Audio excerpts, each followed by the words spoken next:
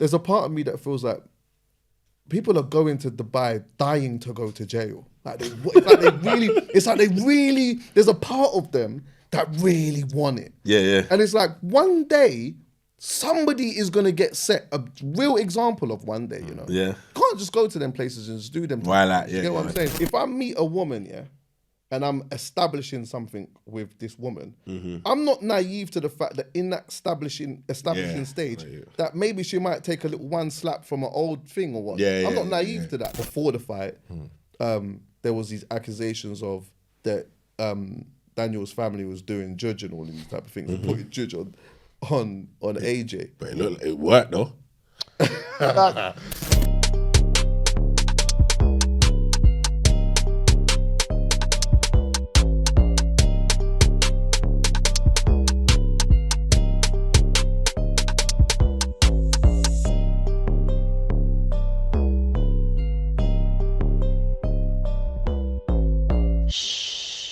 Winners talking.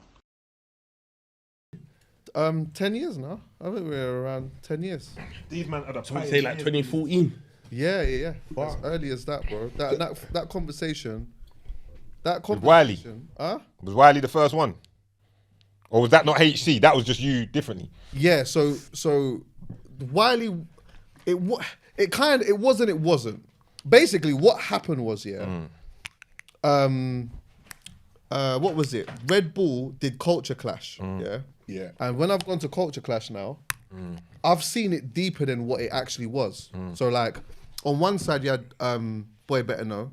Then on the other side you had, I think it was Stone Love. Then you had Rebel Sound, which was David Rodigan and Chase and Status and whatnot. Yeah. And then on the other sound system you had ASAP Rocky in that. So when it was in Earl's Court. Oh, okay, yeah. So when I've gone in there and I've seen 4 different sound systems and I've seen that, this is one of them type of clashes, it reminded me of what my dad used to tell me about how sound system culture was when they were growing up. So like, you see like how it is now when I go as a DJ now, I go to a club, whatnot, there's just one sound there. If we're clashing, we just might play off the same sound. Yeah. Back in the day, a man had to string up a sound system over in that side, another man had to string up a sound system over that side, and then they would go back and forth. Whoever's sound system was the sweetest, people would stay close to that. The sound. Yeah. So when I've gone in, I've seen that, I'm like, most people will not know, they will not understand sound system culture like that, innit? So when I've left there, I just wanted to talk about it. Do you get what I'm saying? And I didn't have an outlet really. I was like, trying to figure out, what can I, like obviously I'm ringing the man them. But in the end, I was like, you know what? I had a microphone and that in my yard. I just started chatting about it. Bro. Yeah. I literally just talked for like 15, 20 minutes around it. And then after that, I was just finding different talking points. I remember there was something that was going on with Chip, Tiny and all of that. Like all these things I just be talking about. Then one day, I've rang Wiley because I was doing a radio show from my yard. And I was doing a thing called phone check. So I was like ringing up artists and whatnot that I was just cool with and just chatting with them. So I was supposed to do Angel. Angel let me down. So I thought, let me just message Wiley and see if we do it. I didn't think he was going to hit me back. Straight away, he's rang me and he was like, I'm in Cyprus. Like, let's talk now. But I wasn't ready. I didn't prepare. I was like, shit, let me just set up everything and then we'll chat. Yeah. So anyway now, these times when I'm doing the phone check thing, it's 10 minutes, the conversations. Like they're quick conversations, yeah. But with him, the conversation was so good. I'm like, I can't cut this in 10 minutes. Yeah. So we ended up talking for like over an hour. Yeah. So once I finished the conversation, I'm saying to myself, I don't know what to do with this. Because we're not used to, at that point, no one was used to listening to a conversation like that for 1 hour. Just people talking, innit? Yeah. So I was gonna chop it up. I just thought, you know what? Fuck that, man. If people rate it, they'll just listen to it. So 100%. I put it out, and my first feedback that I got was, yo, I'm gonna listen to this, but I think you should have broke it down into 10-minute segments. That was the first feedback I got. And then I doubted. I thought, maybe I should have broke it down. I said, you know what, Charlie, let me just leave it, man. It is what it is. It's on my SoundCloud. It is what it is. And then that did all right. Yeah. So I was like, people kind of want to, there's a thing for that. People want to hear this, yeah? Yeah. So then a little while after that, Castastic got dipped, innit? Yeah. And I was speaking to him at the time, and I think he might have been there for like maybe 2 weeks. He hadn't been there for long. I was the first person to speak to him out there. All to this day, I would probably say that was like quite a powerful conversation for me, because he was young, and he was also like, it happened to him at a time where he was about to go. Remember, if you remember that time, yeah, it was like him and Young'un in particular, like they were like on the cusp of doing something. Do you know what I mean? And then he's in Jamaica now, not that familiar with it because he hadn't been there since he was like 2 years old. So I'd spoken to him, we had a conversation, and then now I've got the first for it. Do you get what I'm saying? Yeah. Then it was SAS, spoke with them. And then I rang Poet, man, and I was like, listen, do you want to do like a podcast thing? And he was like, what is that? I said, we just sit and just talk about culture, music and whatnot. Poet goes off on a tangent. Yeah, because I want to talk about... And he starts going off on a mad one about what he wants to talk about. So we linked up. I found so Highly from Western, I know his older brother, Casa, Progression, yeah. I said, oh, do you know a studio that I could record a podcast in? And he was like, yeah, there's a studio in Labatt Grove. He gave me a guy's number. So I've rang the brother, I've gone down there. It was Dan, innit? So when I've told Dan, Savage Dan, I'm like, oh, this is what I want to do. He didn't really understand that. Like, he's just got a studio, he's doing his thing for street shit, whatever. So he's just like, all you need is a microphone to just talk. I was like, yeah. So we did that, and then he would just like sit on the side. Dan would just sit on the side and just listen to us talk, but every once in a while he'd chime in, and he was quite funny, but he also was quite smart. And then we started calling him Savage Dan. When we recorded the first one, Poet said to me, when are we doing this again? Why did you call him Savage Dan? Because he was outrageous. He was saying some outrageous things at the time. And I think that like he didn't, we didn't know where this was going to go. Yeah. There were some of the stories. And the files had to get deleted now, they're still about. There's one that had to go. And I get messages every day, all the time. Still all the time about this one story that Dan told. But when we did the first one, Poet was like, oh, when should we do it again? And I said, next month. And he's like, nah, man, let's do it next week. And then boom, 10 years later. Yeah, straight. 10 years later. What a great intro to the podcast. Yeah, Come man, on. we give Man didn't thanks, have to man. say nothing else, man. That's a great way to start the podcast. Special guest in the building today. Come on. Yeah, man. A pioneer in the podcast world. Mr. R&B Slow Jams right now as well. To bits. Yeah, come on. Yeah. Right now, the one and only Chuckie. Chuckie Online. They are. What you saying to me, bro? I'm good, man. Listen, thank you for, you know what I mean? The It's shout only out. right, bro. Come on, Come on, man. it's It's overdue. good to do this. Look 100%. from when. Look Long from when. It's overdue. You're one of the originals. I didn't know what this thing was, but you're one of the first people I saw doing it. You understand? So I always have to give respect to that. Like, you're one of the, as far as I know, as far as I'm concerned, you're one of the pioneers. Yeah, 100%. One of the inspirations. You understand?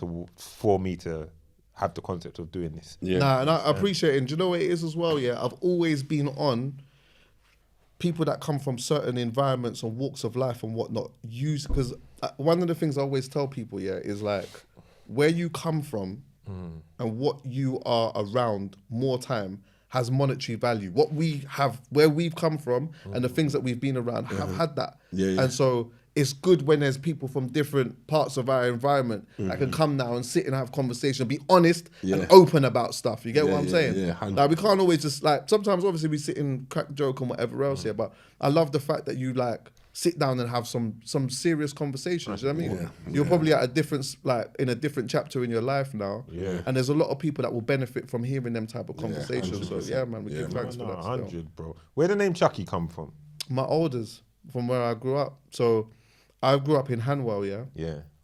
and I just remember at the time, these lot used to just always call me Chucks, Chuckie, Chucks, Chuck, because I was a little bit erratic when I was young. But I wanted to be called different shit, bro. So they called you because you used to chuck it. I I hated Chuckie to begin with. So they didn't call you because you look like the dog. No. Well, that was part of it. I did but wonder. you know, yeah, that was part of it. Yeah, but you yeah, know, yeah. like it's not the Rugrat Chuckie, you know. No, I'm talking man, Chuckie the yeah, Psycho. yeah, Chuckie the Psycho. That- The that madman Chuckie. Chuckie. Yeah, Yeah, Madman yeah, Chuckie. Yeah, that's what that I'm Chuckie. talking So about. I yeah, forgot it that there was a Rugrat Chuckie. I forgot about that one. Yeah, Yeah, carry on. madman Chuckie. Yeah, man. But then, like, I didn't really want that name to begin with. I wanted to be called all different types of shit, bro. But you know, Tell me in some of the other names you wanted to be called. No, Go on. bro. No, come on, man. Come on, man. You know what we do, bro. You're here. You've got your own show. You know how it goes. That was dumb. It was dumb stuff. I think Go on, one of bro. them was like Rudy. I remember my cousin. Do you know what as well? Yeah, Hey, Rudy my cousin. was funny. He was like, so we used to call my cousin. One day he said to me, "Yeah, do you know what? I want you lot to call me." He goes, "What was it? Call me Kipling." I was like, "Why?" I said, "Why Kipling?" He's like, "Because I got more tarts than him." And I was like, "Yeah, we're going mad. That can't work. Yeah. We're going mad now." Yeah. But yeah, nah. So like, and then obviously I was heavily into music them times as well. Yeah, so yeah. in the end, like with having all these different names on that, Chuckie just ended up sticking. Yeah. I just stayed with it. Yeah, it works though. It works. Yeah, it Sometimes works. it's the names, them original names that you're against that you end up being like, Yeah, that's yeah. the Yeah. name, bro. That's the name. Okay. So 10-year veteran HC podcast. But let's talk about what's going on right now. The R&B thing, the R&B Slow Jams. That's just taken off. It's got a life of its own. Yeah. I see Malta was going in the other day. But yeah, Malta was crazy, bro. That looked crazy. Malta was crazy. Talk to me about that Malta. That was you know what, yeah? I know that when I finish doing this, like when I sign out of this thing completely, like I will always look back to that as a moment because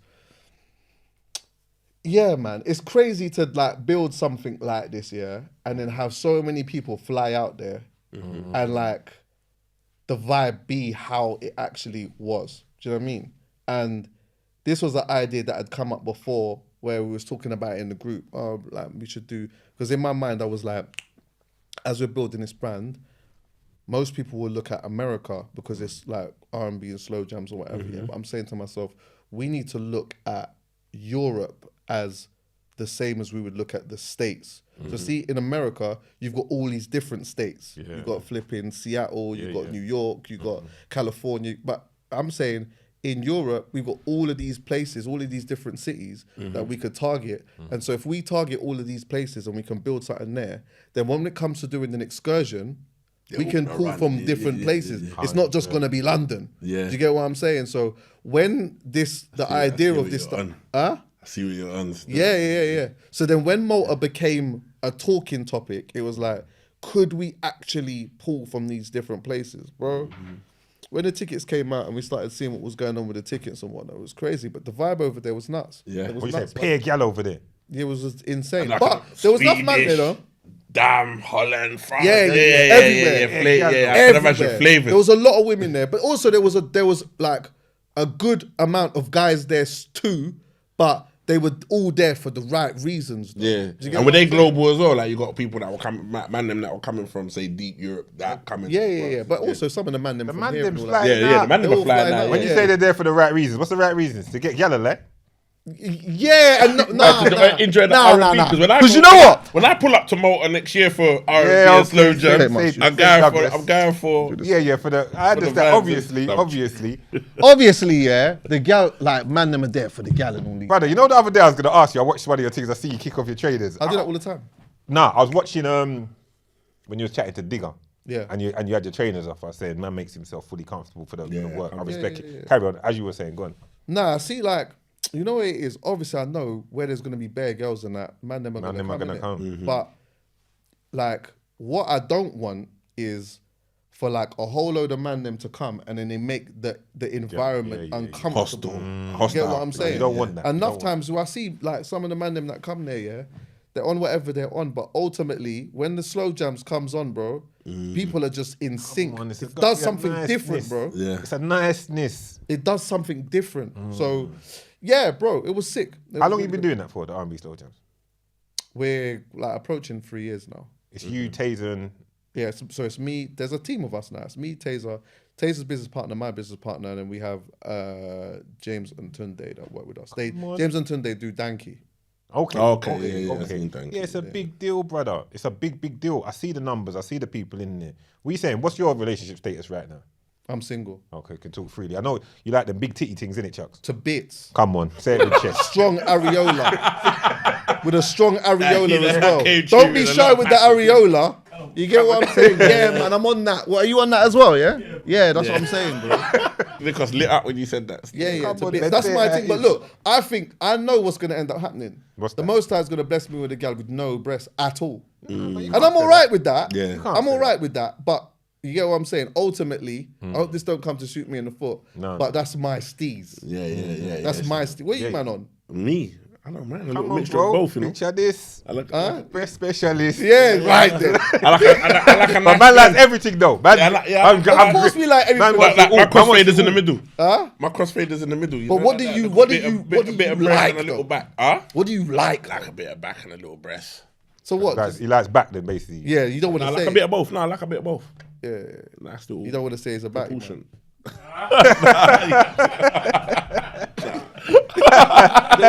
You don't want to say it. Fire for lava. I have to cut that bit.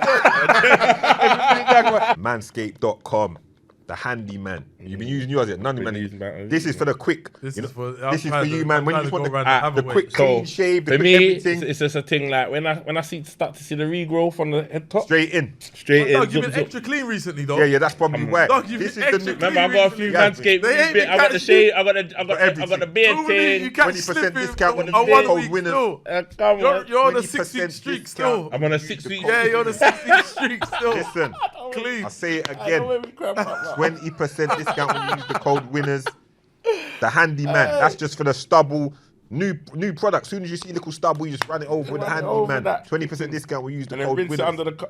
it under the wash, like under the tap. Simple. And go again. Yeah, they've got everything there. The beard kit, they got the full beard kit. The Manscaped Yeah. 4.0 body groomer and all of that. Beard kits coming in handy. Free post and packaging as well. 20% discount. We use the code winners. The beard oils, everything, as well as the regular shavers and the weed whacker, which is the nose trimmer. They got everything there. Boxers, aftershave, the works. That's from us to you. 20% discount. We use the code winners and free packaging. I'm ready to sign out though. You are. I'm Yeah, ready to yeah. sign Come up, on, you're a man. big man, bro. Yeah. That's what I'm Big saying, man. bro. I'm not really on this like the running up and down chasing women thing and whatnot. It's not appealing to me anymore. Nah, it's dead. Like I've had a nice share of it, and there's a privilege in being able to do some of that. But you know what? Like it can be super unfulfilling, bro. And there's times where like I'll go away and I feel like there's a difference between like see like with one of my brethrens, yeah, he's with his missus, close with his missus and that. And it's like I almost feel like we go away with different auras. Not that I'm going away on a vibe of I'm trying to, but he goes away with the security of knowing that he's got a missus at home that loves him. Come on, Do you bro. get what I'm saying? And there's a superpower in that. You know what I mean? biggest. So He's a superpower, bro. yeah. It is, because certain times you can be watching the man them. You can watch the man them when you've got your situation patterned and governed. You can watch all the man them go out hunting and they're this, and at the end of the night, nothing could go on. Or the next morning, it's still an unfulfilled feeling. Like there's no depth to it. You understand? Whereas if you've got a situation where you know you're nice, yes, you're just easy in the. It puts a temporary bounce in your step if you like you catch a clean one. Like you get a nice temporary bounce in your step, but then I think when you get to a certain point in your life, man, you start looking for different things. You know what I mean? So I hear you. yeah, man, I'm ready to sign out still. So you're just waiting for the big big brazen The breast thing. bits with a strong areola. Man said that every time, so I know he's serious, man. Man said the strong I don't care areola. how wide the circumference is on that. Yeah. As long as the areola is nice. As long man, as it's good to there. You know the ones with the dots around it and that. As I was well. gonna I'm ask good with if that. you take it there, all I'm of good that. with that as well. All of that. Come on, man. Yeah. Yeah, I heard that. I hear you, dog. Said, nah, brother, man, just say it how it is, bro. Yeah, real talk. Are you in a situation? Yeah. Yeah. How long have you been in yours? For a minute now, still big Is it? man thing, yeah, bro. So I'm calm with it. Yeah. My shit's organized. Is it? Yeah. Is marriage your thing? Not really, still. Why? Now, eventually, it has to be. It has to be. It has to be eventually, actually. What am I talking about? It has to be eventually. Once man's done everything that he's got to do.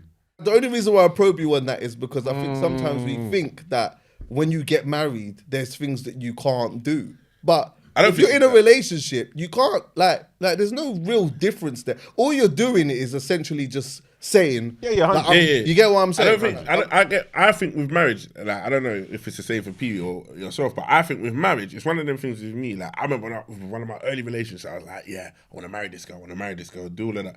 Then that kind of didn't work out, and it just made me think like marriage now is one of them things. I could be with a girl 8-9 years or whatever, and I know actually this is it. Do you get me? Because I think marriage is one of them things now, especially in a time like now where people divorce easy. A little bit of hardship, everyone's getting divorced and everyone wants to do this single thing and you good by yourself. That's why everyone wants to be good by themselves. I think if I'm going to get married, I know that we're like till death do us part. We're not. You get what I mean? It's not a thing. We're leaving the country. Like, we ain't go with you're stuck with me and I'm stuck with you. We're not. You know what I mean? Yeah. There's no breakup. Yeah. So it has to be no right divorce. because I think it's not a game. It's the not traditions is lost now. Like in terms of marriage now, like, everyone wants to do the marriage thing because they want to do the social dance and I'm thinking about the actual event of the day and not actually taking in the fact that this is a union of two people. Do you get what I mean? Talk to them, I think it's lost in that. So I would be the same. Like I think if I'm gonna get married, it's very serious, bro. I could be with this girl 15 years and then I realize and I know that right, or I could be with her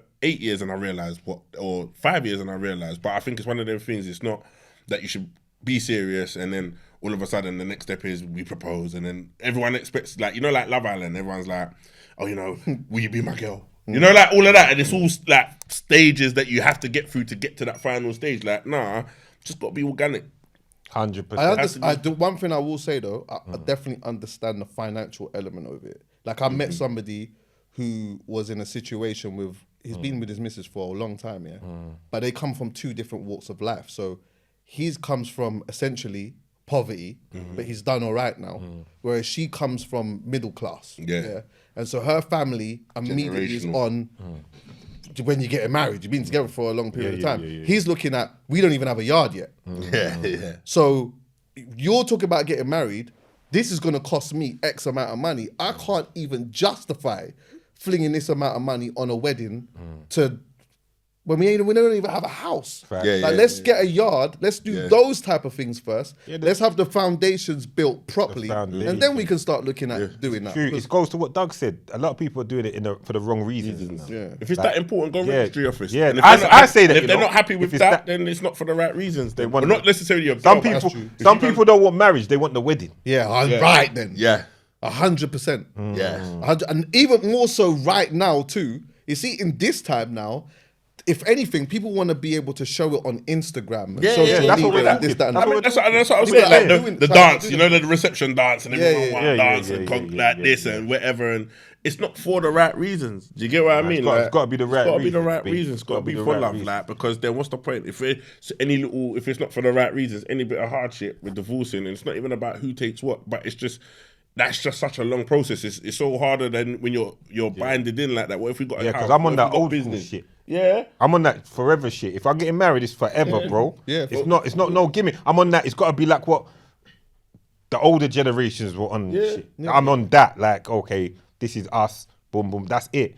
Like, at the worst of times, we got to work it out instead. Not if you fuck out, that's you're done. But I'm saying at the worst, maybe we're not getting on through this period. We're gonna battle through it. Work through it. Can't just now. It can't always be but now everyone just. But nowadays everyone gives up at the first little thing nowadays. That's the cool hurdle. And when you're binded in by like marriage and paperwork now, because that's how you have to look at it. Then it's like bought a house together. Where's that going? We've got business together. I got business. You got business. What's going on there? Like, do you get me? We've got kids. Who's living where? Like, do you get what I mean? It's like there's a lot so much. If you know that it ain't built on solid foundations that you have to take into account if you're gonna like take the leap of faith and do that. I'd rather know that I'm with a woman that I'm gonna marry her and I know this is my forever. Like, I'm not hungry to go elsewhere. I don't want to do this. To be fair, I think a lot of them, most people do think that circumstances just change. Talk like heartbreak. You've said you've been heartbroken a couple of times. Bro. What are you saying? Bro, I'm familiar with that thing. What I'm happened? familiar with heartbreak. You know what? The first time that happened to me, so do you know what the thing is? I'd say the first time I had my heart broken, and then the other time it was just kind of a little shattering. And then probably... The first time is probably the worst. What? Big man. Let me tell you something, all of that as well there was a positive in that too, because I got closer to my brethren too, because now I'm actually having to really speak about this. But the first time it happened, I was like, I probably would say that I messed up the thing because I'm in this relationship. We've been with her for years now, and then like I was on this stage where I just felt like the grass was greener, man. I just felt the grass was greener. I didn't go chop nothing, but I was like, I felt like I was falling out of love. I was taking this whole thing for granted, yeah. What age roughly? Huh? What age roughly? I Younger or? was like, what, 25? Yeah, them ages. Them It times, makes yeah. sense. So then like, I said to her, I had a conversation with her, and I was like, yeah, nah, I just don't know if I could do this, whatever. And then I'm like, oh my God, if you saw how upset she was, yeah.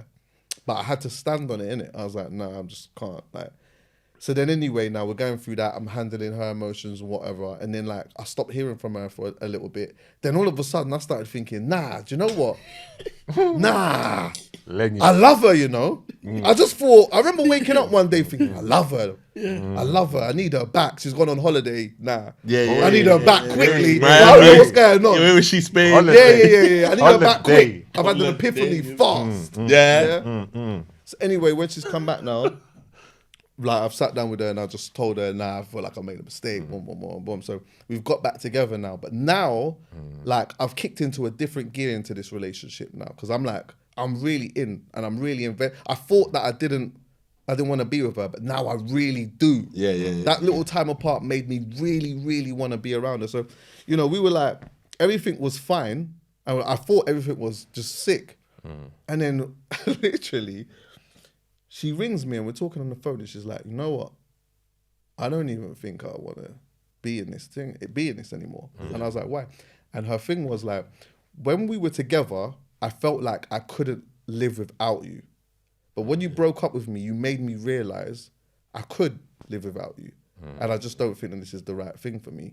Big man. Fucking I was like, I remember at the time I was working for Jackie Davidson. I was working doing PR stuff for her. Jackie Davidson is like a music manager. She looks after one of the most successful songwriters, black woman, doing her thing. Yeah. So I left the office. Yeah. And I'm like trying to reason with her, innit? Because you get what I'm saying? Man, go to the car. Man was walking up and down. I was walking. I knew it was one or the other. You know, you have to picture it. I have to picture the scene. It's either to walk up and down. Yeah, I was walking up and down. Yeah. 1 minute I'm on the high street. 1 minute I'm on the park. Then I'm across the road. Then I'm at the bus stop. Then I'm at the underground train station. I'm all over the place. Now it was light. Then it's gone dark. It's mad, bro. Time, man, don't care. Bro. So anyway, obviously, I'm thinking that I can get this back, but you know, like I knew she was serious from the fact that she just didn't cry. Yeah. She wasn't she weren't showing. This was a different side. When they get cold on you. Yeah. Yes. Danger. Like Dangerous. I don't mean to quote my man because obviously it's a bit mad, but when R. Kelly said, when a woman's fed up, there is nothing you can do about it. Yeah. There was nothing I could have said or done that was going to change the dynamic of that. Yeah. And so now it was getting used to like, this girl, I speak to her every day, bare times, all the time, whatever. And now I had to get used to like, we're talking all the time, but it was just getting all the, like, it just wasn't. Right. Yeah. And then I remember one time I hadn't seen her for like, what was it, like 6 months or whatever. Then when I've seen her, she had a love bite on her neck. Yeah. Oh, bruv. That was but you know what? Like, I spoke to my brethren a lot about that. I was like honest about how I was feeling. I'm glad there was a support group for it. Man, them need support. Yeah. Well, you know. Yeah, it was mad. I like that you're speaking to a lot of man. You might internalize. Man, Heartbreak. go through shit as well. I told my like, yeah, bro, like we sat and we had numerous conversations about that. Do you know what I mean? And like my friends, my closest friends in particular, yeah, like they're powerful thinkers, bro. Like I'm actually proud of like how far they've come as well, because they're doing their thing in life, but they came from a certain community and was doing certain things and whatnot and like had a certain mindset. But now, like, well, even from that point on, like the conversations we were having from then were helpful and they were honest. They weren't lost in bravado or trying to look a certain way. we were just being honest about how we saw things. Do you get what I'm saying? Did you have the big breasts with the areola? Yeah. All of that. Yeah. All of The that. areola, the circumference of the areola wasn't so wide, but it was proper. Couple dots. Yeah. You get what I'm saying? So when you said you thought the grass might have been greener, did you think some breasts might have been breastier on the other side? Yeah, Was that no, part because you of know it? what it was? I was like, maybe I was like wanting to venture into other aspects of it. Do you get what I'm saying? Yeah. So like, obviously, girl with couple backs and this, that. Yeah. I was trying to do all of that. It weren't like, it just wasn't. It wasn't my missus. Yeah. I hear you. It happens, but I respect the honesty. Yeah, and it can mold you. It changes you a piece. Trust me. Oh, Changes 100%. you a piece still. 100. Listen, I've had in my life, I can't say that I have bad relationships with women. I've had like good encounters with women or whatever, and like I've never left anything mad sour with anyone, which is a blessing in itself. But I've got so many stories with different things like that maybe that I've done that may not have been the right thing to do, or things where like, you know, there was a time when my ego got in a way, and I just thought that I never thought that I would be with a gal and then find out that like something had happened with another don. I just never thought that I would ever find out about that. Yeah. And one time, what you mean like sleep with another man, with man, everything, bro. Or fuck a man that, or fuck a man that you know, like a brethren. Nah, do you know? I'll tell you one thing. One. She's a foul nigga, you know. I mean like, they'll hurt a I man's was willing to feelings, bro. elaborate. Huh? They'll hurt a man's feelings. To bits. Yeah. They'll crack. And listen, don't put too much trust and faith into these females like it won't happen or no, you're super lit or none of that. It can happen to anyone, bro. Like, you gotta be. With me, I would say there's a big vetting process. I want to see what you're about. I want to see how you're moving. I want to see how you interact around people. But maybe it's a bad thing with me. I start off with them thinking the worst. I'm thinking the worst. You got to build yourself back to like, me thinking that Yeah. You know, that's mine. You got to win man over. Like, yeah. I'm starting off with thinking she's probably a slut whore. Then you might build your way back. Oh, you're decent. Okay. Right, You understand what I'm saying Open to you? up a piece, Some foul shit will go on. Too many of the man. I've been fortunate. I ain't experienced it many. I've had one when I was younger, and it was more of a disappointment, and it was more of a very close friend kind of situation. You know, when you have someone that's like a confidant, that you're close with. Yeah. It was even to the point where we had a little something going on, but it was more on that level of come vibe with me, come with me, come chill with me, very close. And that was betrayed. You understand that? Like, and that's what hurt me more than anything. It's like, that was my first experience of height. So it wasn't losing like someone that was my girlfriend or anything like that. It was more a best friend snake. It felt like more like getting snaked by my best friend. Yeah. You see what I'm saying? Yeah. See what I'm saying? And that shit hurt, man, bro. That shit hurt, man. But it made me know from early, these bitches will lie. Look in your face. And but you know, it's what? Like the earlier with their innocent little pretty look and that, I would never, brother. But the earlier you learn that, you gotta learn it early. That's why I'm kind of. And sometimes you gotta just charge it, bro. You have to charge sometimes it. you just gotta it charge did me it, great like. favors, bro. It did me great. I've got no complaints about it. It was early enough for me to do. I'm hard-headed enough to be like, fuck that bitch. Yeah. I'm gonna be honest. That's the only way I can put it. That's how I move. Because I had one like in sixth form. That man learned from. Do you get what I mean? Yeah, like in sixth form. And that kind of like. What, did you chop somebody else? Yeah, like, nah, but it was like, you know, like, when my girl, like, it was like a link, you know, like, same, at that age, like, you got a link, but it's like, them times now where, like, as you can imagine, sixth form, we're outside, innit? So it's like, but it's another brother that's like outside, like, man, innit? So it's like, not like a rival, but it's like a, do you get what I mean? And hear you, bro. How I spotted it is like, I would never have known, but you know, like, you're on the bus and you're chilling, and I think I was going through Woolwich, and there's like a road that you would say, like, it's cool, I can't remember the name, but you say like Somalia Road where all the man them used to chill. And as I've gone past the road, I've just looked up, I don't know what, I just looked, and I saw them. So imagine, I said, what the fuck's going on here? So I jumped off the bus, ran over there, like, what, go on? Me and my man, like, and that caused little drama between me and my man. Really? Like, we got into a few fights, like, What, over the gal? Over the gal. Because not even, Like, you're young, innit? You happened, think, it what, happened. sixth Yeah, form? but What's she sixth laughed form? at Sixth as form's well. like 17, 18, and you got so much ego, you got so much but bravado. Yeah, no, that, I but hear you, when bro. you really look back now, it's just like, Rush, it's like, when you look at now, as an older, like, and as grown men being in that kind of situation, you'd be like, Rush is a jazz. Like, man, will probably laugh over it I hear you. and crack on. But at that time, it's like an ego thing, innit? Like, right. What made me know, But it's a link, and you're even holding feelings over that. Do you get what I'm saying? But what made me know, like- just over the years of doing all the things I've done, I've just seen too many man's gal act loose. Yeah. Man's gal will Adapt to, call you, yeah, man's yeah. gal will text you, man's gal will say he's gone, I've Yeah. seen too much of that. Yeah, I'm not gonna lie. Look, like, you it's go a to say weird I one beat? for me because there has been like times where I have been the beneficiary in that Kind situation. of bucket. Man Yeah, said, yeah, I've 100. been But the then- beneficiary. Nah, you said it well. I you like said the it way you well. worded You that. said it- Man said said, it I've been well. the- Yeah, But we've all seen it. I like that. I'm gonna start saying that, you know. The beneficiary. I was the beneficiary of the. yeah, I was providing a service. Yeah. I was the one who was providing the service. But then, do you know what though? When it happens the other way around, it's like again, you just got to try. And that happened to me. charge it. That Yeah, happened to charge me. it, Like yeah. I was talking to somebody, yeah. So I'm gonna make this clear. This wasn't my missus, but we were building something, yeah. And I remember her saying to me, "Oh." When we went out to dinner for the first time, she said to me, I used to see a DJ. So I was like, these times I'm hustling, just doing little DJ bookings, whatever else, yeah.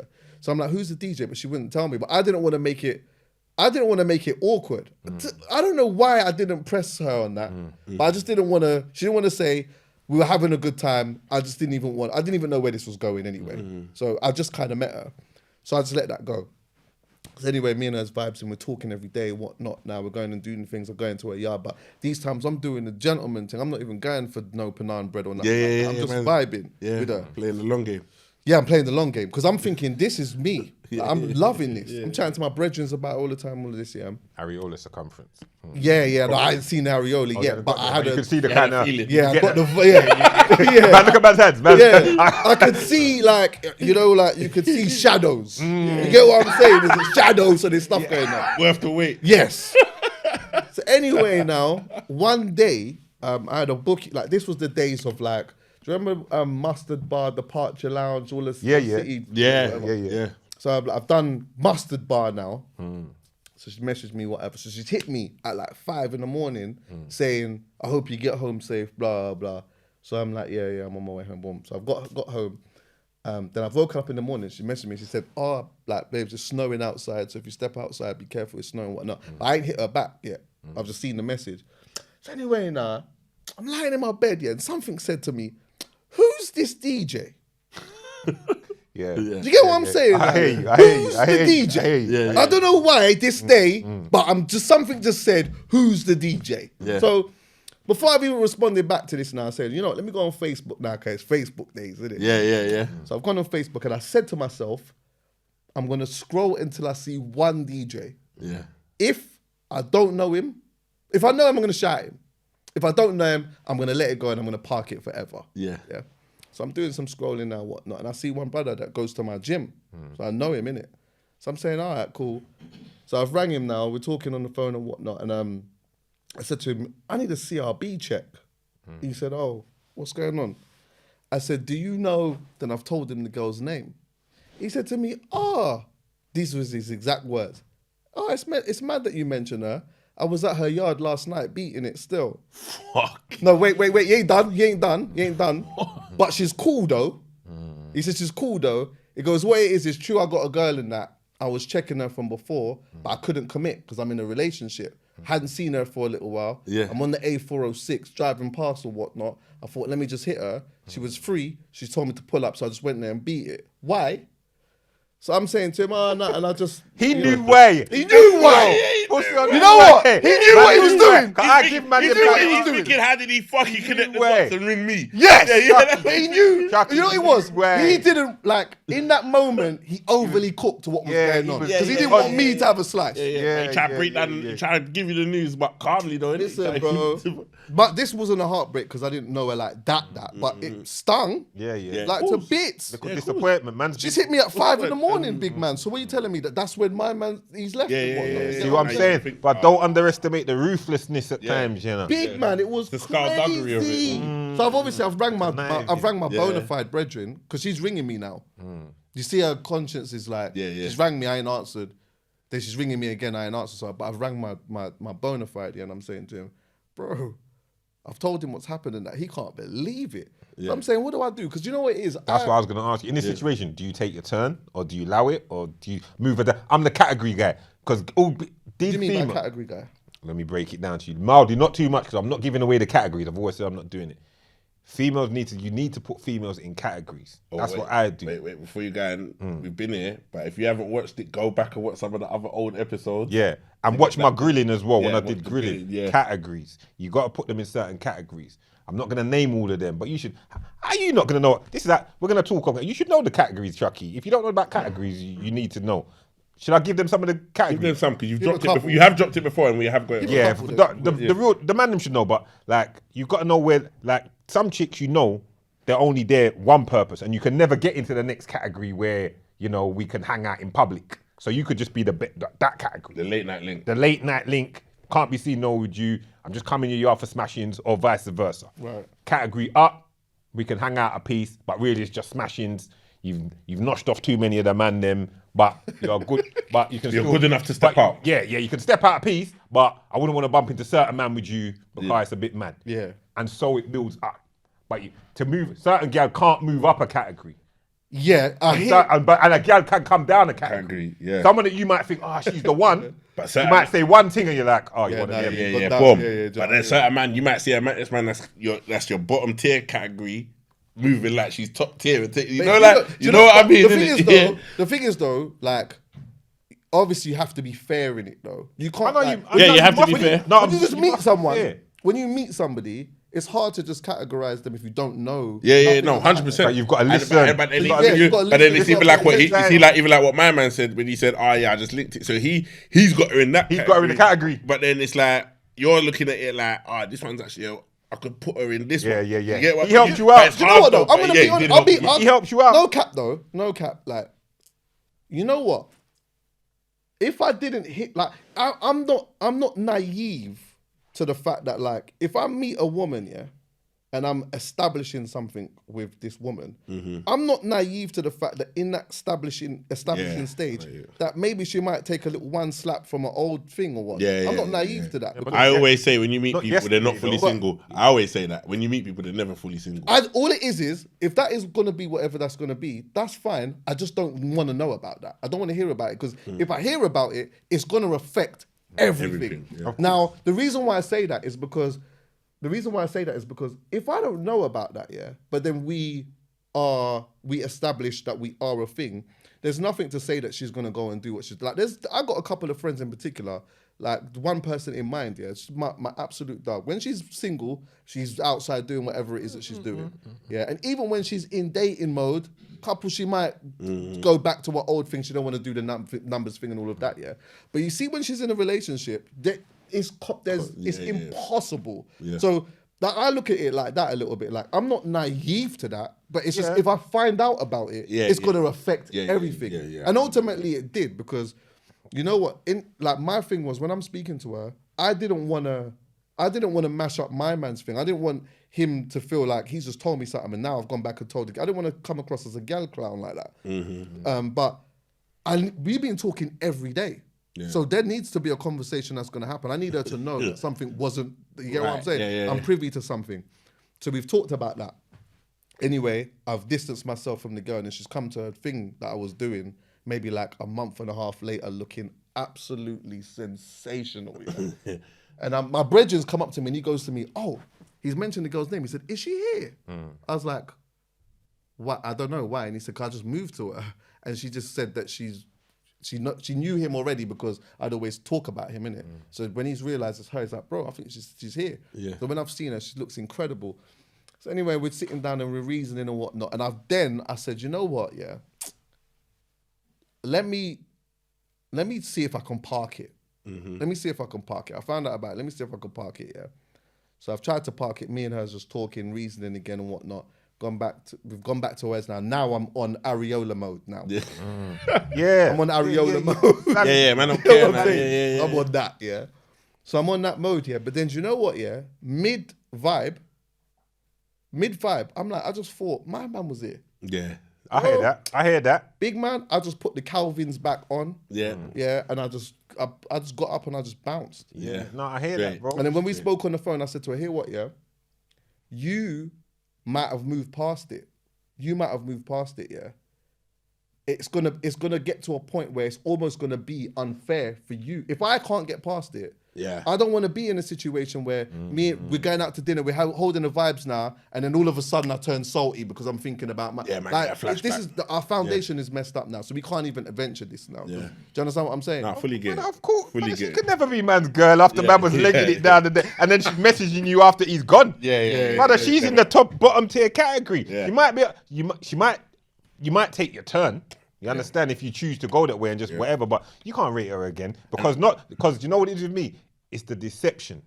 See with me, don't make me the last to know. Tell me, innit? Like if you're talking to other people, if you're just talking to another guy, tell me. Don't be talking to another guy. The other guy just come and cheated and then message me after, and then I find out. But now you've tried to take. Or you're gonna let my Yeah, man. but you know what You're though? gonna You know why let my I man think why it's a smash, bit but you wanna. unfair? Why is it you as unfair? the Why long is The it reason why it's a tiny bit unfair, yeah, is because Were you two just friends? now we were building something, but there's been times when I've been chatting to a gal and it looks like it's gonna be something, but you know what? In that time, if I'm being completely honest, I might have gone and thing with whoever. So you're going with that theory of So if that person would have then told me, if I'm building something with her and she would have then told me, you know what, in the last 3 weeks of we been talking or whatever, I've gone chopped up. I just think by me telling her, yeah, I did, although that is the best thing and the right thing to do, sometimes that can make it more than what it actually is. I hold women to a different standard than the man then, Chuckie. I do. You really say this though. I hold them to a different standard. Like, I hear what you're saying and I agree with what you're saying to a certain degree, but at the same time, she's been penetrated and cheated in and all the above. The DNA is still lingering inside of her, and then what? Now, you know, I understand we were just getting to know each other then, but she can't keep her legs closed. She ain't got that kind of discipline that while I'm getting to know someone else, I'm not going to be getting slammings. You see what I'm saying? I always say this though, like, I hope she's not watching this and feeling some kind of way. But I always say this to my brethren, yeah, like, when even my female friends as well, when we're chatting and that, yeah, I always say Not like, the same. boom, like you're a king, I'm a king, like women are queens, innit? Like the situation has to fit me as a king, exactly how I want it, or I can't do it. Do you get what I mean? So I'm not gonna like be like, oh, take other considerations into play, like, oh, you know what, I do this and I've done that, so you know what, I got if I'm trying to chat to you on a level like you're the one I want to wife this and that, bro, I'm gonna get an areola, then it all has to tick boxes the way I want it to, or it's just not gonna work. And I feel like we're all entitled to that because we all live our lives individually. Like when you leave, you're doing your thing. That's you. Like, so you shouldn't have to take any other factors into consideration other than what Chuckie wants. Same like with P. Like with me, I shouldn't have to think like, you know what, let me give her the benefit of that. Nah, fuck that. I wanna go that if I'm chatting to her, she ain't chatting to no one else and ain't fucking no one else. And if it does find out or it is that, then it is ultimately, we move on. But I know that's not reality. Ultimately, the reality is that it was not going to work. It wasn't. Straight. I knew about it. The reality is, I just knew about it, and I wasn't gonna accept it. Facts. But the point that I'm making is that if I'm meeting somebody, I'm not naive to the fact that Everyone's got a path. Everyone's got a path. I just don't want to know about that. If I yeah. find out about it, it's gonna mash up everything. I like to think as soon as you start chatting to me on a serious level, you put that. Yeah, that's you what park- I'm you on. park it. That's you what I'm park on. that. And I'm gonna give you the benefit of the doubt until I find out. I find out something. 100%. Yeah. All right. Yeah, Let's real move talk. on. This is not the love connection. We've been going at this subject for a bit too long now. Man, see the AJ fight on the weekend. Yeah, Talk bro. to me, Chuck. Talk to me. Do you know what? I was in Ibiza and I was watching it on was at a restaurant with my dogs and we was watching it and like, there's so much to say on it, man. Like firstly, I just love and respect AJ just as a man anyway, yeah. And I think for me, watching AJ fight, I've always have an extra biasness in it because I just always want to see him win. 100%. Yeah, I feel that. But if I'm talking about what I actually saw, it was hard to watch, bro. Yeah. It was hard to watch because essentially I'm seeing somebody, at times it didn't even feel like a fight. It felt like one man, like, you know, I was talking to Dan about it, I'm saying the first thing that was a little bit of a surprise to me is that Daniel took the center of the ring straight away. And I thought, something was telling me that I thought AJ would have taken the center, or they might have negotiated it a little bit. But Daniel was like super on him. And AJ's hands were so low. Yeah, they did. And I noticed that immediately. I was like, his hands are low. So again, in my biasness, because I haven't watched a lot of Daniel, I'm thinking, all right, AJ's got into this looking a bit too comfortable. And so in that, I'm thinking, okay, well, he's going to obviously mash up my man because his hands are low. And like a couple of times he's like gone with the uppercut and he's just like swanging him or whatever, like he's just trying to take a man's head off. I'm saying, all right, cool. But then the first bang that AJ got that put him on the ground, gave me the same feeling that I got when I watched him fight Andy Ruiz. It was exactly the same thing because I thought, you know what? We could talk about the ring walk. All of that is like hindsight, innit? Yeah. And he didn't necessarily look like he was fully all there anyway. But the moment that happened to him, it was like he was in survival mode straight away. Yeah. And it takes AJ quite a while to get out of that. And Daniel was just so on him relentlessly all of the time, like constantly on him. And the moment, which I thought was quite interesting for me is that like, there's a moment now where AJ's starting to lightly recover a bit. Yeah, in the fifth round, And maybe, I don't even know if that was like a surprise to him even, because there's a moment where he drops on the floor, they count it, they're doing the count, but it's not a count though, he tripped over himself. Yeah, he slipped, And when it was almost like, it's like he just accepted that, and he just was like, whatever. But once he recovered a little bit, I'm like, all right, cool, he could step back into it. But I listened to the audio of his trainer, of what his trainer was telling him, and his trainer was saying to him something about like, you know, countering off the double jab or whatever, and then telling him to roll the dice. That was the thing that kind of stood out to me. It was like the rolling the dice thing. And I'm like, I'm not a super boxing expert like that, but I'm saying, if we're only like halfway through, a man don't need to roll the dice. Just recover first. You get what I'm saying? And so while he's in his recovery stage, he's got a little bit too hungry or whatever, and he's rolled the dice, and then bang, it's over. And it's like, maybe if he didn't roll the dice and he focused on recovering and he put his hands up a little bit more and went into a little bit of defensive mode, maybe it still might have been too late. Maybe he might have boxed my man's head off, but the knockdowns might have been it would have been too much anyway. But it was just like, it was interesting to me that, and I'm not putting it down to these man, that's ultimately their fault, but it's like, to tell somebody to roll the dice in the fifth round when there's still so much of it to go is like a bit mad to me. And he was punished for that, man. I think ego came into that fight a little piece as well. 100%. I think a bit of complacency and trying to little man, because even when they're in the that face-off thing, when they're gloves in the are off. Your gloves are off. And AJ's like, stands up on all of this. Even then, even the way AJ's dealing with him and talking to him, it's like he's a you. It's true. Talk to this little boy before. Because he goes to Frank Warren. I talk to your boy now. Because I didn't just say that your boy, he said, talk to this, some kind of like little boy or something. He said it in a way like you're a little man. And that can stem from remember, AJ's 7 years older than him, maybe 8 years older than him. They've both been in the game long. So probably when AJ's 27, the guy, Dubois 20. And AJ knows him from those times. He's probably been brought into spar with him from those times. So as far as you're concerned, there's still a little man from over, so you can't test me. You understand? You're my younger, you can't. So it could be some complacency, but Dubois was hungry, man. Dubois was hungry. Did you hear about the judge? Yeah, well, Dubois Did you hear judge. about that? I have. I heard people saying some shit. I didn't hear it. I just saw, like, I'm not saying that was this, but I'm not taking nothing away from Daniel at all. I ain't doing that. I ain't taking away from that performance, innit? But that was a thing that came up where before the fight, there was these accusations of that Daniel's family was doing judge and all of these type of things, putting judge on AJ. But it worked though. You know what, Go on. I don't know. I'm saying. All I'm gonna say, right, and I'm gonna say this, right, and I'm gonna say it like, 'cause I'm like yourself. I'm an AJ man, that's my guy, That in terms of the boxing thing, like, but from the first bell, it didn't look right. Like you said, he did look right. He did, like, hands are low, the footwork was off, everything was just off, and Dubois considering Dubois' only fight that really he stepped up in and got was the Hrgovic. Yeah. You got to think all the fights before that was horrible. And he, like, even people will say that he should have won the Usyk fight. I don't believe he should have won that. He quit on. They only say that because he knocked him down. They knocked him down, but I feel like he quit. And I feel like in the Joe Joyce fight, he's quit. He's known to quit. So it's like, I don't know. There was something that weren't right. Like, I feel like if AJ rematches him and does the fight again, I feel like it could be different. But I feel like you said, when he had him hurt in the fifth, because AJ hit him and he stumbled a bit and he looked hurt. Yeah, Dubois looked hurt, and he should have like just took a moment to step back. But he tried to finish the fight, and I think he tried to finish it through the uppercut with a low left hand, and he got hit on the button, and that was it. Like, but I just think, yeah, there was a lot of like disrespect, a lot of like not rating his opponent.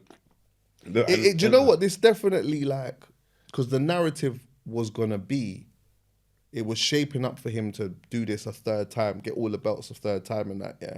And this was like another stepping stone into that happening, and also for him to eventually fight Fury. Fury's lost essentially, and then try to right the wrong with Usyk because he's lost to Usyk twice. So that would have looked phenomenal if he could have, beat Dubois, put pressure on getting this Fury fight, beat Fury, then go and do the Usyk thing, and then like it would just look crazy. It would have. It's been like crazy. now it's like it's put a massive. It has. There's a, people were talking about a rematch and that, yeah, and obviously I want him to do a rematch because I want him to right the wrong. But it's like, it's hard to get a rematch after a performance like that, really. I agree. But I'm going to say now, on the side of things, I'm going to disagree with the man them. I said AJ to win. Everyone said AJ to win.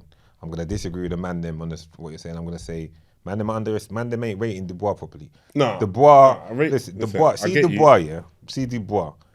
He was on a tear of knocking people's heads off. Then he lost to Joe Joyce. His orbital bone got cracked though. So even though, yes, people put him under the quitter thing, his orbital bone got cracked. When you've got orbital bone gets cracked, it's like you feel like you're gonna go blind. You're literally you're 2-3 punches away from going blind. Yeah. That was who did that to him? Joe Joyce, innit? Joe Joyce. Then he lost to Usyk and he kind of quit on himself. They say, because I think doubt got into his mind after he dropped Usyk and whatever. But I feel like he's gone away now and he's looked at it and said, you know what? The pain of the boxes ain't as bad as the ridicule. Do you understand what I'm saying about it? I'm getting slewed. They're saying I'm short. They're saying I quit. They're saying this. It's not as bad. And if you do watch his comeback fights, he beat Jarrell Miller. Jarrell Miller was just trying to bully him the whole fight and he didn't break. He just kept sticking with it. Hrgovic tried to light him up and he didn't break. He kept sticking with it and won the fight. Those are tough. He did stick with it though. Stuck with it, but Hrgovic dropped off dramatically. But that's not his fault. Not his That's fault. Dubois. That's because Dubois. Hrgovic was busting him up. I said that. He was busting him up. But check this as well. You've seen him get bust up by Hrgovic, yeah?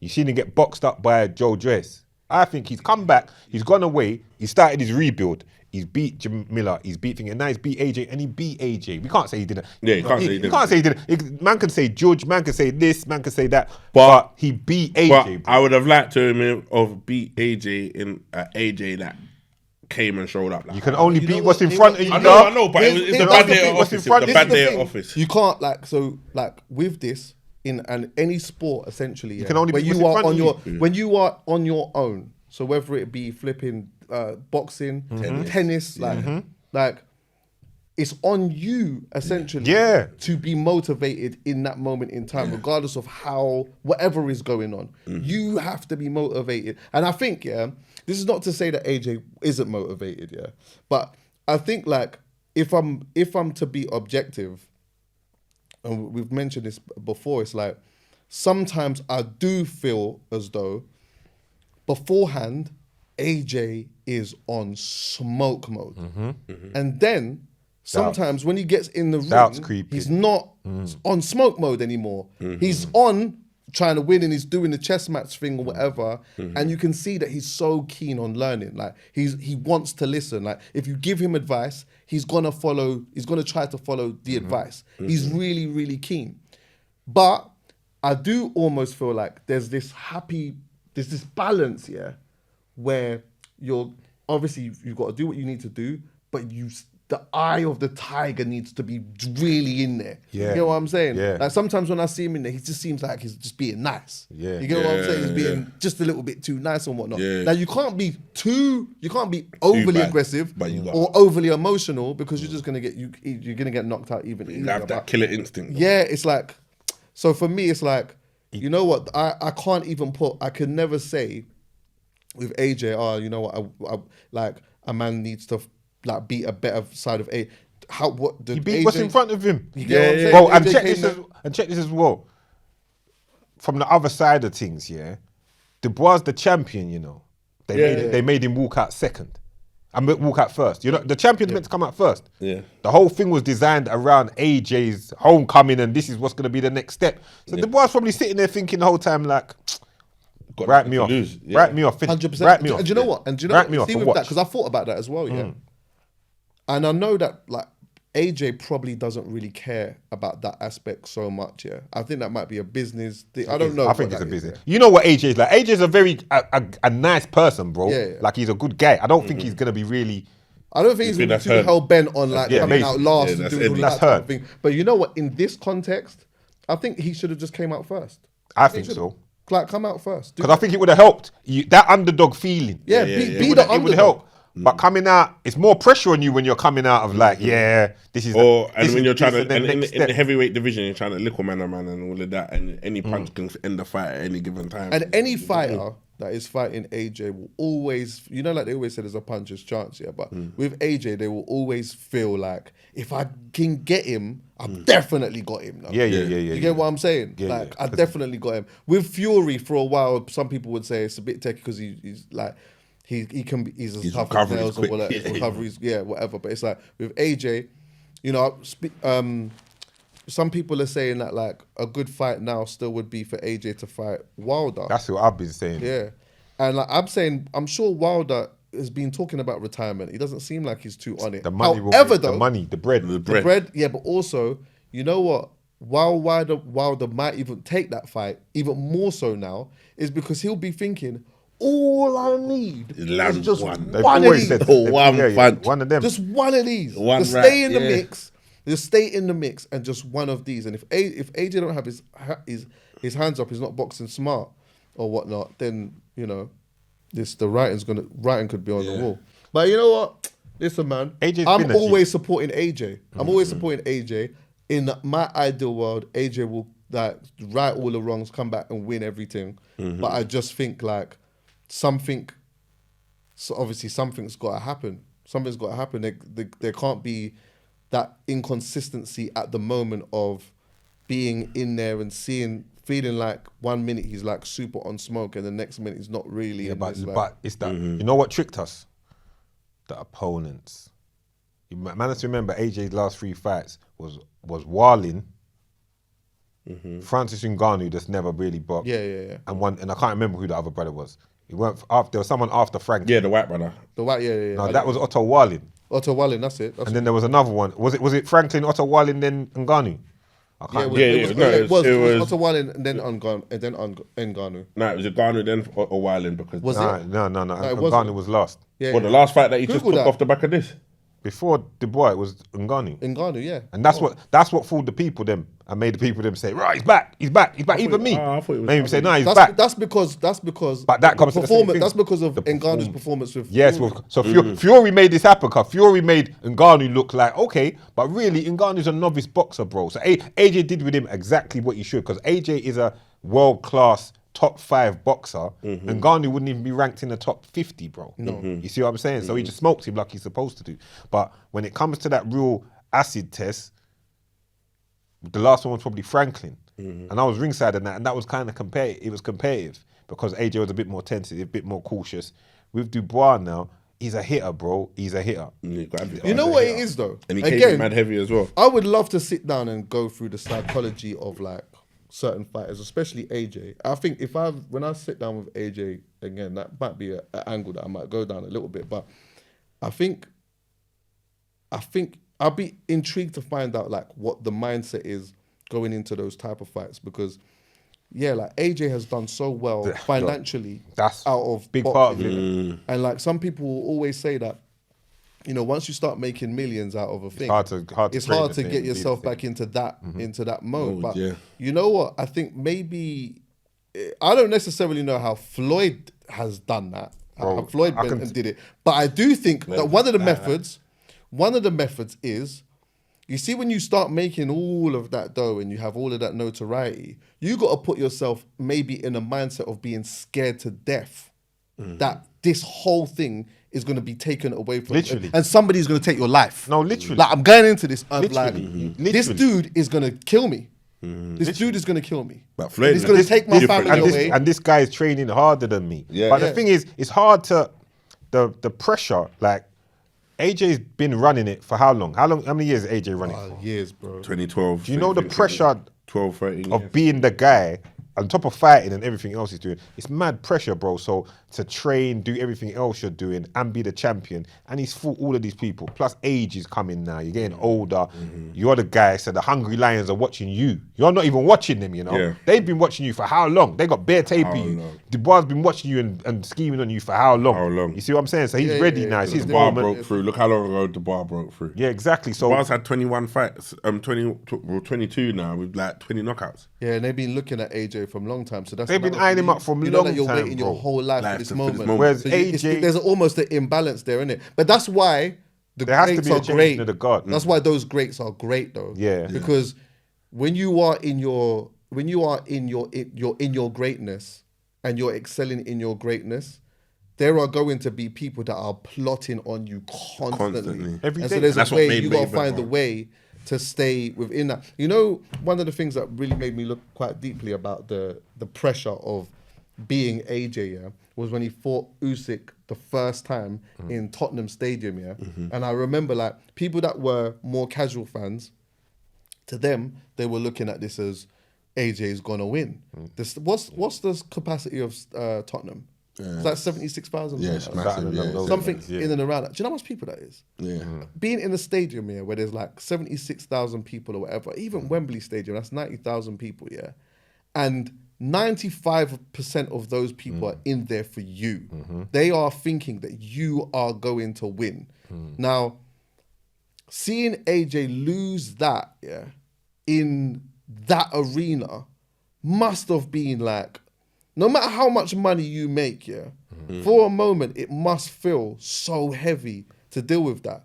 You, like, in the smallest aspect of some of the things of what we do, like even doing a podcast or whatnot, yeah, people are watching you for many different reasons. They're watching this podcast for either they want to learn something, they might want to learn something about the guest, they want to catch some joke, they might want a level of escapism, yeah. So when you touch the road and people come out and they're hailing you up and they're doing all of that, yeah, that's nice. But it's an energy exchange. After a while, Facts. that becomes quite heavy. Yeah. Facts. So when you're in an arena where you're in the ring on your own, you can train as much as you want with whoever you're training with, yeah. But in this moment, you are on your own, and there are 76,000 people that are in this. Forget about the people that are watching. They're all in here expecting you to win. There's all this energy exchange. That has got to be so flipping heavy. That's why I And say that's why the pressure that the man's under, see him especially, the pressure that he's under is crazy. People couldn't even begin to understand the pressure that he's under. Yeah. Like, to be the poster guy. That's why when he had his moment after the Usyk, I got it. Because it's just like, you're under so much pressure. Yeah. And you want to win. You're a winner by nature. All you know is winning. You want to win. You're super competitive. I get it, bro. So, but I feel for him in the moment. But he's done everything. Like, he could walk away from boxing now and legendary, bro. Like, he's done it. He world champion, fought a load of killers, surpassed what he probably expected to do because he started boxing late, and he's done it all. So sometimes it just goes like that. It's a passing, it's a changing of the guard. He can just have 3-4 fights now, make a shitload of money, picking the right fights, and they'll be competitive. He's got Wilder, he's got Dillian White too that he can fight as well. Fury that he can fight, and he's gonna make so much bread. And everyone Get it? will still want to. And everyone's gonna want to watch it. And even sometimes having that vulnerability makes the fight more exciting. Yeah. Like, you know, AJ's got, like, you Yeah. can get him. You Yeah. understand? So it adds more to it. Yeah. And you know what? To be honest with you, But win heavyweight or division, lose, I'm sure he's not short of an areola. Yeah, You get what I'm saying? Big facts. Big You fact. get what I'm Brother. saying? If he's winning, bare areolas. If he's Plus, losing, bare there's bare areola. areolas that wanna. You get what I'm saying? Plus, Making also no- with the brother, it's heavyweight making no division difference. now, you've Heavyweight, got, like, anyone can get snuffed You got off. bro. Bacoli, you got that Bacoli coming through. Yeah. You got obviously Yang, and you got all these. Like, There's so many bruh, facts, just bro. do them. I mean, like them man there now, the next generation of the madmen. Like Bacoli's mad. Like look how he dealt with that baby brother from America the other day, knocked him out, and he was meant to be the truth. Do you get what I mean? Yeah, that Bacoli's a madman. He's a madman. So really, like, nah, it's a kind of time where Change just the cash guard. out and change the guard. Yeah, but also- make them big fights happen, and You then know what I'm call saying? it a Though? day. Kind of. Sometimes that cash out is like it's better to do that, not necessarily for the money aspect, but it's like your health now. Yeah, And it's what is Always, he, 30, that's what I worry about, the health 34, side of it. 36, it's in and around that. It's like the health. You know what? Now you'll start getting to that stage where things are a little bit more fragile, and you want to be able to come out of this sport with all your faculties. Big facts. Yeah, Trust me, 100%. that Big is so facts. important. 100%. You know, Big enough facts. people have gone in that sport, and not come out properly with their faculties, Yeah. and it's affected every aspect of their life. Listen, people, Punch Sensations, make sure you go check them out. One of the sweetest, most delicious rum punches I've tasted in a minute. The lady made sure she sent me over my favourite flavours. Right now, I've just got the strawberries, but I've got the tropicals, all of that. You can get the shots, whatever you want. Go and support, make a purchase. I'm telling you, this is where it's at for the summer.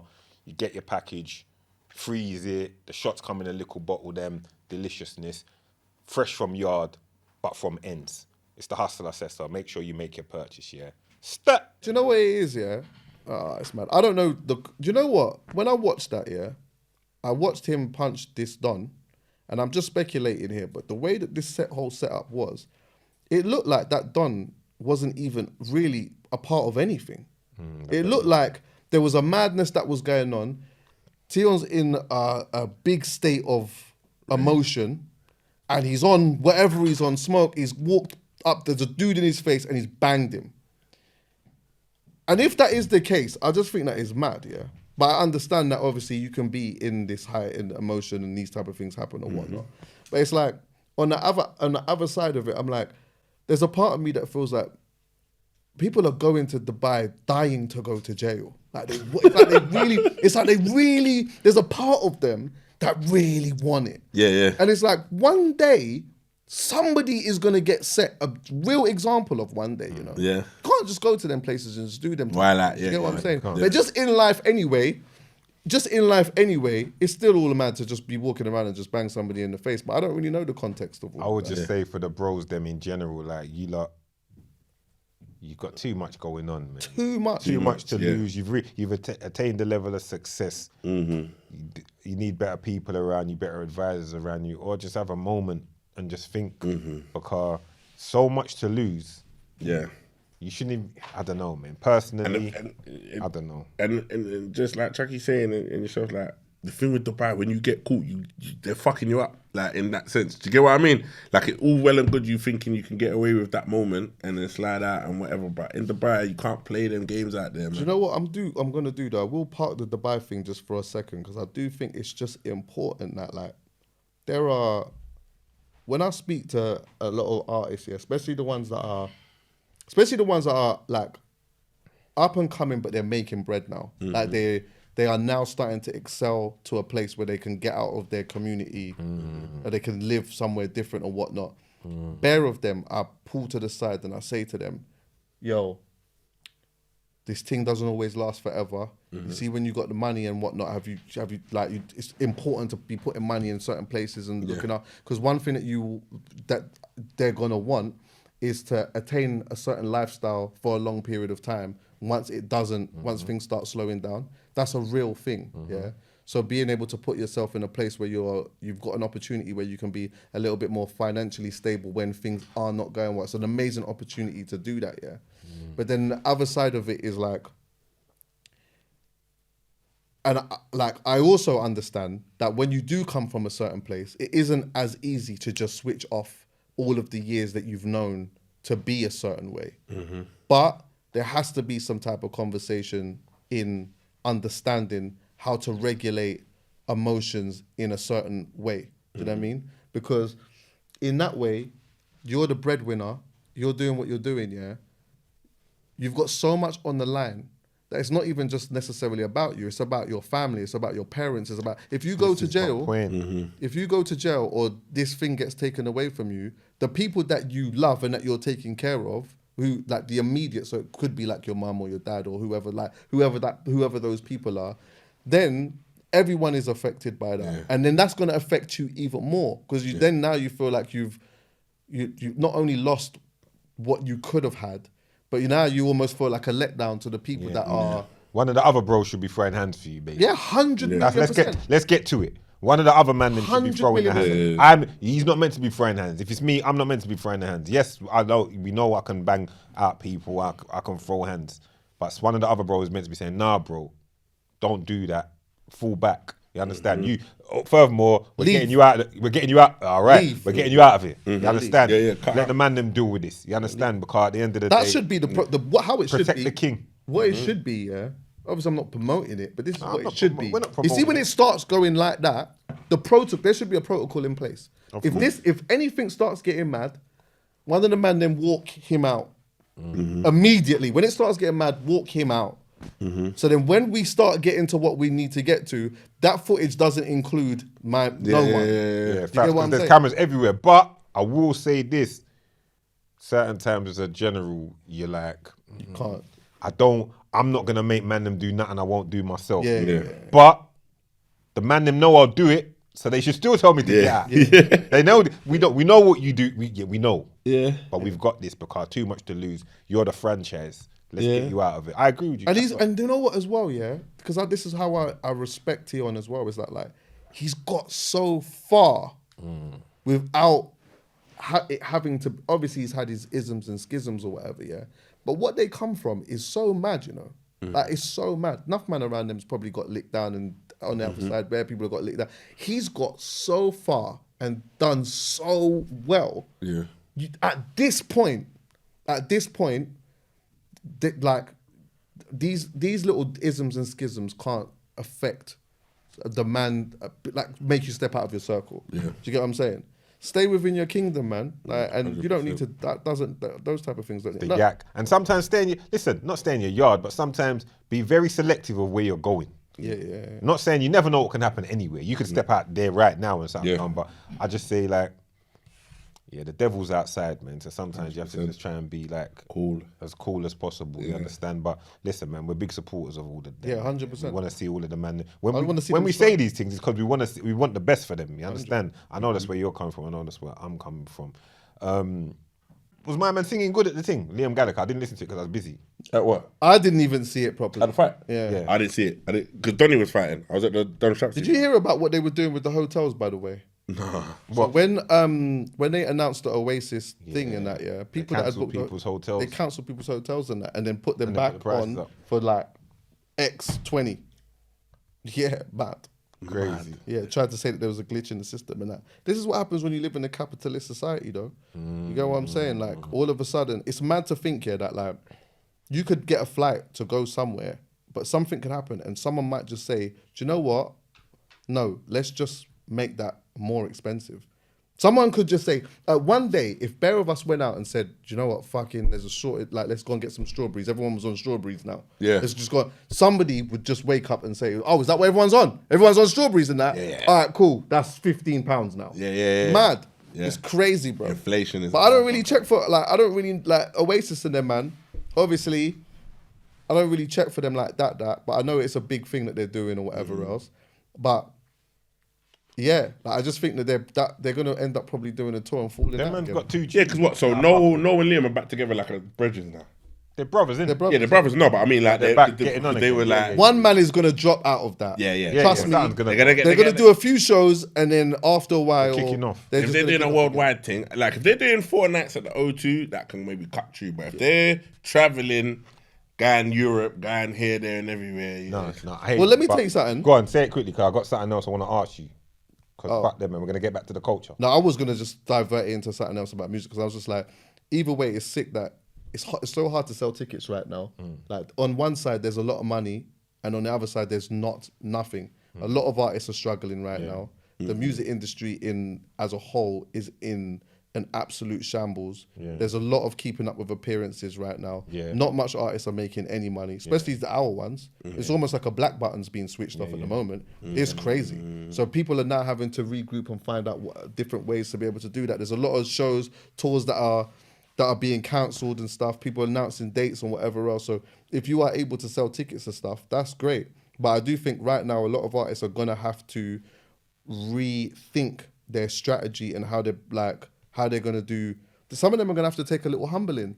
Where you thought that you might have done the 5,000 or the 10,000 or the 20,000, you might actually have to go back and do 1,000 and build it that go way. back to the academy. Yeah. Facts. Yeah. Also, another thing that I've been saying for years is that a lot of artists do not get paid properly for streaming and all of that. Yeah, I've been a big advocate of things like Bandcamp. I think Bandcamp is sick because you can put your music on Bandcamp. Yeah, you can set your price, but as a fan, you can pay more if you want.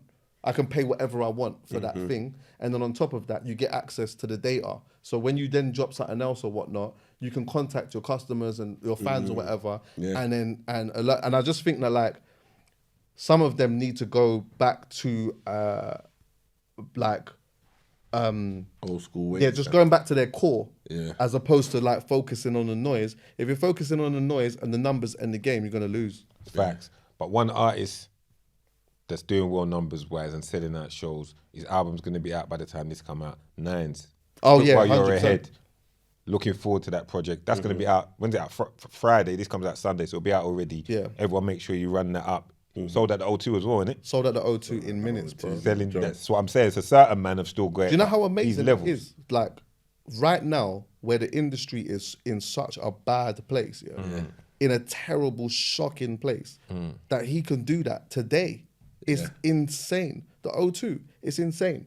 It's actually insane, bro. But he's always had a really good fan base, and Huge fan base. Big. and on top of that, he's just always been sick with his marketing and his visuals and like all of that. It's like it's so mad to think that. I hope this doesn't come across weird what I'm saying, but it's so mad to think that like somebody of his ilk and like where he comes from and what like who he is and what he represents can be so good at doing something like this. Like he's so good at it. There's like a lot that you could study from his rise, what he's done, to where he's got to now. But it's just transferable skills. You'd be surprised how intelligent some of the men that do what they do are. It's a transferable thing. Like it can be harder to run the ends than it could be run certain companies because there's a lot more variables, random things that can happen.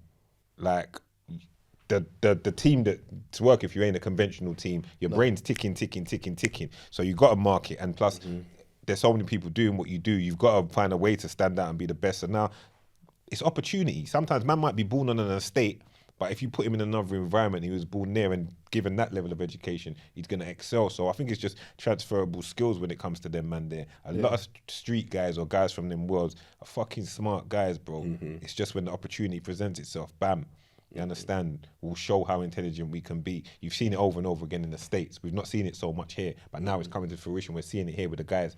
There's opportunities and the guys are taking them. Is it? And now it's learned to evolve. I think like if you look back from like the YouTube days, all the videos, the mixtapes, the freestyles, you know, like the giving out the grills, that's like the artist. trainers. Like he's always looked after his fan base, and he's just been able to evolve, and even in this time, going away, coming back. Evolving, you got the crop circles, you got the crop cap, you got like the marketing side of things down there. It's just like it's only right that he sells at the O2 because he's done the hard work and figured out how he had to evolve in this modern day time with the music. You get what I mean? Where, how did you get the big interview with him that time? Even though they tried to say it was you that got him locked up, which you didn't. What? But go on. You've never heard that. You've never heard that ever. Is that what people were trying to say? You've never heard that. That it's your interview. You've never heard that. It's your. Because he was talking about. Yeah. People say whatever they want to say. Of course they are. No, but People I say don't whatever really they pay want to too say. much That's attention to foolishness. that. That's foolishness. But how did you get that one? Even though know you what, get some of the craziest, you get the maddest interviews anyway. I think, I mean, obviously that was a JD thing, but he weren't doing any interviews, and I just think that like what JD probably used me for was being able to like facilitate something that they want, but having the right person that these people could feel comfortable enough to have a certain conversation. Because he probably wasn't going to just do that with just anything, Tom, Dick and Harry. Do you get what I'm saying? So when they presented that, I think he just obviously, it was me in it, and he just said, all right, cool, I'll do that. Bro, But, timing. so yeah, the timing and that. What's your favourite interview? Probably Potter Paper, you know. Big up Potter. I had Potter when Potter just came out of jail and that, and he had training day 3 out. I could see that he was in a different space, and yeah, I just think we had a sick conversation about all of that. Do you know what I mean? And then also it was like taking, one thing I like to do is I like to take like quotes from bars and whatnot and recite them back and that, like ones that I know that would resonate with them. And I could see that the ones that I took out, he really resonated with, and we had a good reasoning on that. Yeah, So and that was probably lyricist, like, innit? that was one of my favorites, man. Yeah. What are we saying? I'm asking you this as well. And what's going on with them shits and gigs, man, them? Oh shit, boy. What are we saying, Chucks? The shits and gigs thing. Doug, do you want to speak first while he's having a thing? Yeah, I like my thing. I never really like. I see their stuff pop up on things, but I never really watched it like that. But I just think, brother, if you know this is how you're talking about black women, and you know your demographic is majority women like that, brother, you fix up how you're talking about the women. Them, like, I'm just being real. Like, you can't. Like, I get if you've been bullied or you've had experiences with a certain type of women that make you think a certain way, but when you get onto this kind of level, like, we've all got platforms, innit? We've all, you know what I mean? Like, you got to understand there's certain things you can't say in front of this camera and put it out into the atmosphere, innit? But then they're not being their genuine selves. They're not, but then there's certain things that you just don't have to talk about. Like, if I like doing something that I know that I don't really want to be out there, just because I'm here, I can still be genuine without telling you my inner secrets. Do you get what I'm saying? Or without telling you how I really feel about a certain thing. Here's the thing, though. So some of those clips, like, of when they were talking about that stuff was quite early on in their pod game. And although they probably had a lot of traction at that point because they've been doing well for quite a while, it's very different to how it is now. And I think, you know, they're sitting there and they're talking about their experiences and they're mixing it with a lot of laughing and joking and all of that, And there's going to become a time where later on down the line, when you are consistently in front of a camera and you're talking and you're doing it for years, you know what? People are going to be able to take out 4, 5 or 6 things that you said, and they are going to like create a narrative off of it. And that's not to say that like some of the things that they said people shouldn't feel offended by, because I understand it. I think it was just a little bit unfortunate that with the Andrew Schultz thing, because I watched the Andrew Schultz podcast. I watched the pod. I know what Andrew Schultz is about. In his jokes, there is nobody gets a blie. He is on joking about absolutely and he hates, the one thing that Andrew Schultz hates, he hates politically correct, and he hates that the idea of anyone trying to silence a comedian. Now there's a conversation to be had about some of the types of jokes that he's having, like, because whether you consider them a joke or not, sometimes he is joking about things that are quite, it's like his jokes can be very, very insensitive. But Jews get them, Indians get them. He's really giving them out. And I think when he had shits and gigs on the couch and he's doing that, they're not really saying anything. He's just the one who's But they're laughing. It's the laughing. They're laughing hard. But though, they're always, this is their thing. They're laughing. You know, One of the reasons why shits and gigs are so big is because they're just laughing. It's not even no, this is no disrespect to them whatsoever. It's not even that it's that funny. It's just infectious. So they're so used to sitting on a couch just laughing. They'll laugh at something that is seen as funny. They'll laugh at something that is awkward. They will just laugh. But it doesn't look good. It doesn't look good if there is someone can look at a trail or a level of consistency where it seems as though there is a certain distaste towards a black woman. I don't think they're that intact in with black culture. No. That's my impression. I don't think they're tapped in with black culture, bro. Because my first thing where I looked at them and I thought, is when, because I don't, listen, let's be real. it's not. I'm happy for them in what they're doing, but it's not really the man them ain't really watching shits and gigs. They've got their demographic and it's a huge. They've been super successful. But when I saw them, like the first thing that brought my attention, I was like, was the rap man thing, the Supercell thing, where he's gone on there and he said, Poet clarted them. He's talking about I was gonna watch Supercell, but the only people I've heard say it's good are the blacks. Yeah, that's crazy. Yeah, That's crazy. mad. Who's the blacks, bro? But Like, this is- you see what I'm trying to say? So when I though. like, it's the blacks and and people, it's a black person from South London that's made it, and the only black people's opinions ain't valid. Yeah, like but we don't know, but we that can't shows tell you're you a not good tapped in. show. You're not tapped in. Forget the tapped in. What we can't tell you a good show. We can't tell you what you're saying. The black you need the recommendation of the white people to tell you what a good show is. We can't know a good show. And Supercell's a good show across the board. It's critically acclaimed across the board. But when he was like, the blacks, then now I see all of this stuff going. I just think, because you man ain't really, you're not.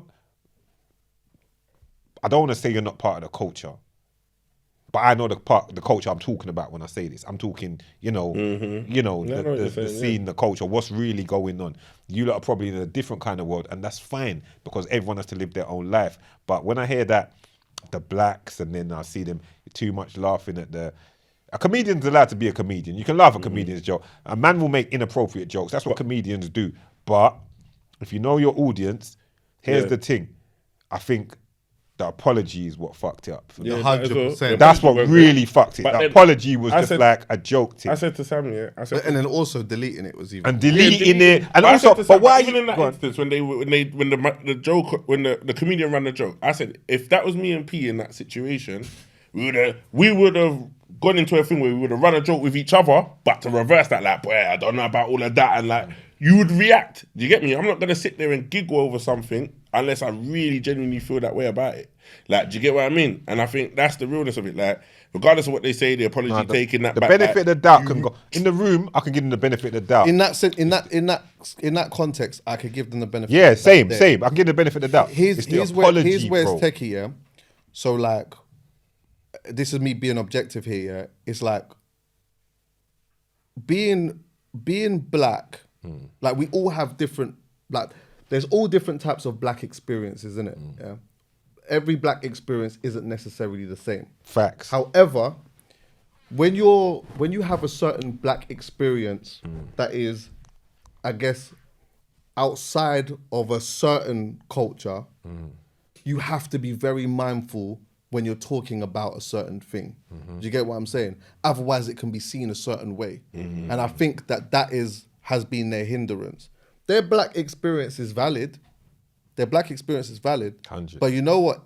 When you now, because they've come from wherever it is that they've come from, it's like now when you start speaking on a certain thing a certain way, then it's going to be looked at very differently because it's you that is speaking about it. So it wasn't I'll be honest with you, it wasn't a surprise to me that this was a thing that started to become a thing for them. I just think that they got to learn whatever they need to learn from that and do better. And, That's all we're gonna say on they'll that. recover from it. They'll be fine. Yeah, 100%. Of course they'll be Ultimately, fine. their audience knows them. They obviously know their heart and whatnot, and they will be able to move on from that. They will just have to expect though that when their clips transcend outside of their community, there's always going to be comments about who people perceive them to be because of what they have shown on their content. That's a great way to Yeah, wrap and it you up. broke it down right, because- Broken down right and intelligently there, Chuckie. We're going to start wrapping up on that note. 'Cause we've been there for a minute. I want to go my yard. Strongly. It's been great. It's been great. Yeah, it's been a dope episode, man. Yeah. The legend that is Chuckie pulled up. Come Glad to on, have man. you here, my Blessings, bro. man. Yeah, man. Thank Love you for for coming coming, through. having me. Everyone stay locked in. Everyone check out R&B Slow Jams. Yes. Take a trip when needed. I think we're going to take one of these trips. We're going to talk off cam now about where some of them upcoming ones are going to be. Relocated. Man, then we'll take a flight out there and see where I'm going. But yeah, just support the man, support everything that's going on. Check out the HC podcast if you haven't already. 100%. Yeah, man. Love for Love, coming bro. down. Big as well. up, man. Just big up the man every Appreciate time. it. Keep it moving. We're out of here, man. It's Come tough, on, though. man. That's- Love.